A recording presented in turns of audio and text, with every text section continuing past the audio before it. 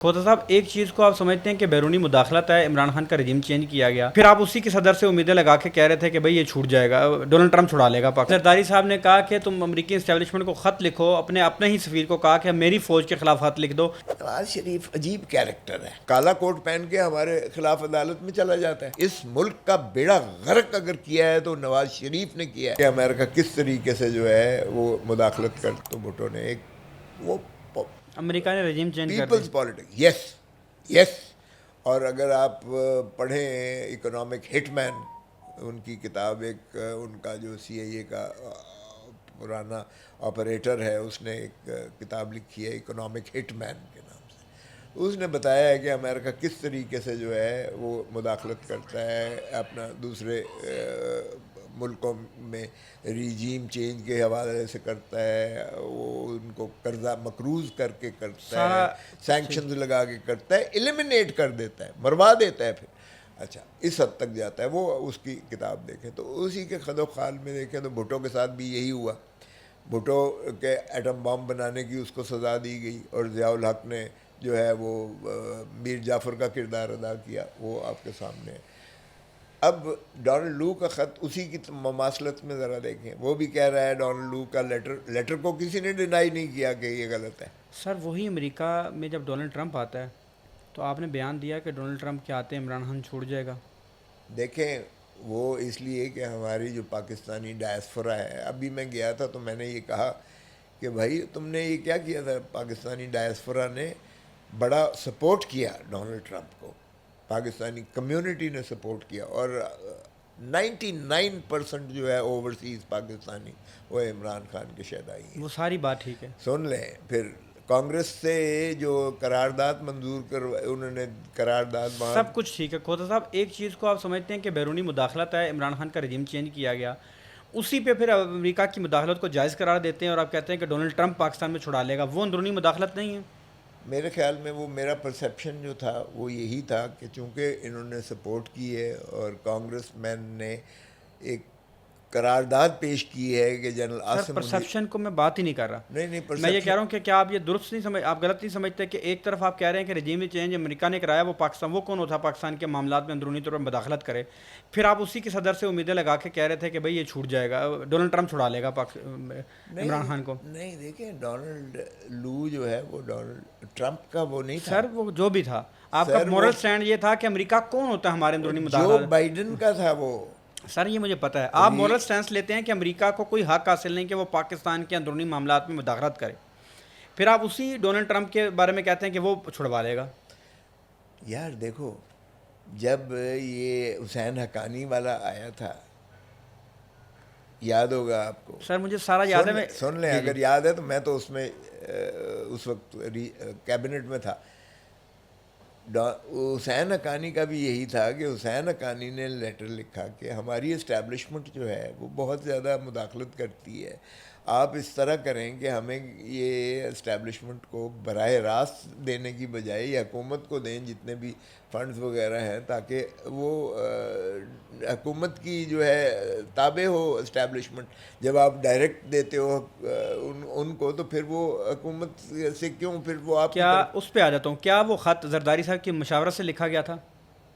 उसके बगैर तो हो ही नहीं सकता भाई। यानी जरदारी साहब ने कहा कि तुम अमेरिकी इस्टेब्लिशमेंट को ख़त लिखो, अपने ही सफ़ीर को कहा कि मेरी फ़ौज के खिलाफ ख़त लिख दो और कहो कि भाईजान इनको इमदाद देने की ये बजाय। नहीं मुझे पता, लेकिन देखें अभी आपने कहा कि वो ख़त उसके मशावरत के बाद वो उसके यही बगैर मैंने कहा हो सकता है, तो सुन लो ना। यानी आप उसमें मेमोगेट में, नहीं, बात सुनो, आप उस मेमोगेट में वकील किसके थे? मैं किसी का वकील नहीं था, मैं उस वक्त हुकूमत का हिस्सा तो था। आपका क्या आर्गूमेंट था कि मेमोगेट जाली है, गलत है, मेमोगेट हुआ ही नहीं? नहीं, हमने कुछ भी नहीं कहा था, वो अदालत ने जो भी फैसला किया वो अदालत के सर, एक तारीखी सच मुझे आप में से आप जानना है, क्या ये दुरुस्त है कि जब मेमोगेट आया उस वक्त नवाज शरीफ साहब को रिक्वेस्ट की गई जरदारी साहब की तरफ से कि आप इस मामले को अदालत में ले जाएं ताकि ये लिंगर ऑन हो जाए, हमारी फौजियों से जान छूट जाए, आज इसका आप इंकशाफ कर दें?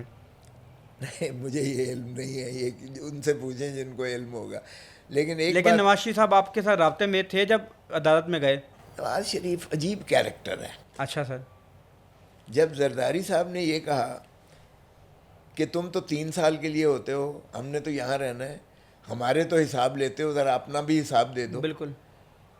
تو اسی شام کو جو ہے ڈنر تھا نواز شریف کے اس ساتھ، نے زرداری صاحب کو نہیں کیا انوائٹ. کینسل کر دیا. اور اس نے نواز شریف نے کس کو فون کر کے بتایا؟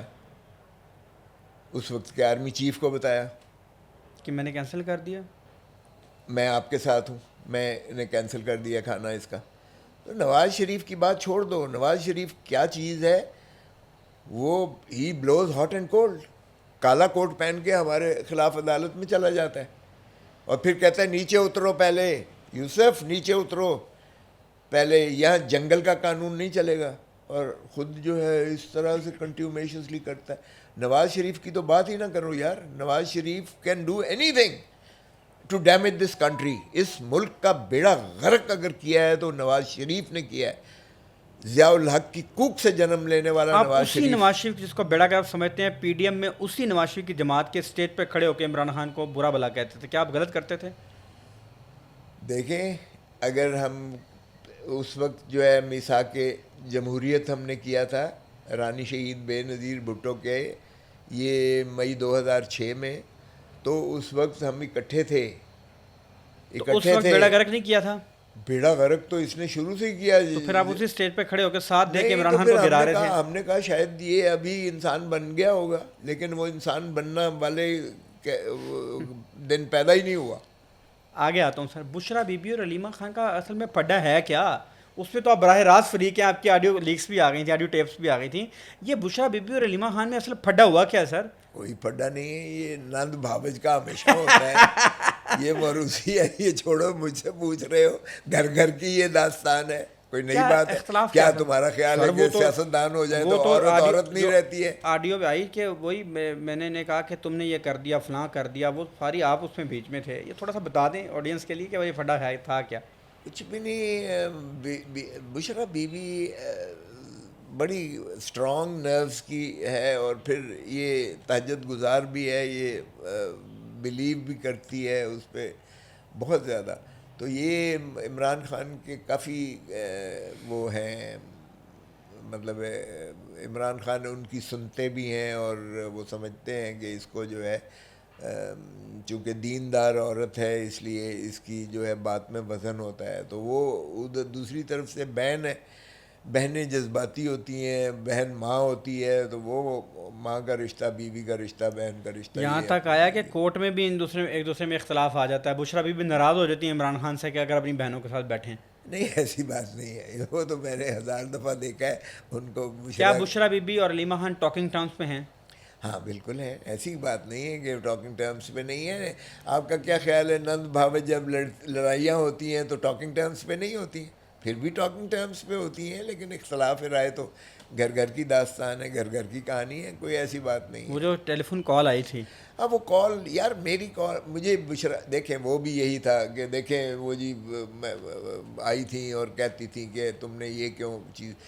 بشرا بی بی کو عمران خان کی صحت اور زندگی کی بہت فکر تھی، اور بشرا بی بی نے مجھے کہا کہ کھوسا صاحب آپ ریٹ پٹیشن فائل کریں اسلام آباد ہائی کورٹ میں، اور یہ خدشات کا واضح اظہار کریں کہ پہلے 2 مرتبہ انہوں نے قاتلانہ حملہ عمران پر کیا ہے، وزیر آباد میں گولیاں مروائی ہیں انہوں نے، تو اب جیل میں جو ہے ان کو کوئی کسی پاگل کو کھڑا کر کے تو کچھ بھی کروا سکتے ہیں کہ جی مذہب کے نام پر، یا کوئی ایسی بات جو بات گشت کر رہی تھی.